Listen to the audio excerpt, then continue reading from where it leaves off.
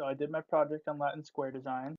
A few things to know before we get started is that Latin square designs are used in the design of experiments to control for variation in two different directions. We'll get into what that means in a second.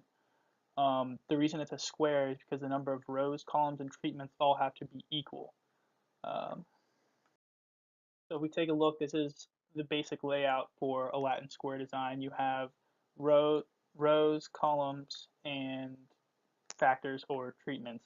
Um, so as you can see, we have three rows here, three columns, and three factors. Our rows and columns are going to represent two variables that we're trying to control for, and we have all three of our factors appearing in each column and in each row.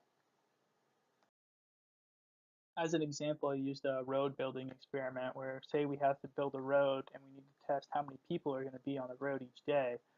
Something we could do is take a sample of four different roads around the area, and two factors we could control for are time of day and season. So we all know that we're going to have a lot more cars on the road during rush hour than we will at midnight, and living in Florida, we're all well aware that there are a lot more drivers on the road in the winter than there are in the summer.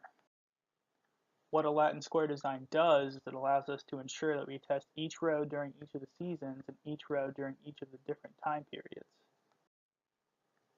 Meaning that if we hadn't done it this way, we could have had no, we couldn't have tested road 1 in winter, and then that would be completely out of our data set.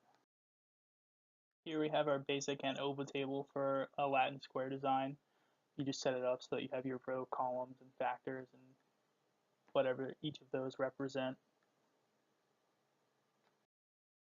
Some disadvantages to the Latin square design, some reasons you may not want to use it in your experiment, is because you can't have any interaction between your variables. So, for example, say one of our roads during the winter is closed, then during the winter, that variable would be affected, and therefore there's interaction between them, and it would create flaws in our experiment.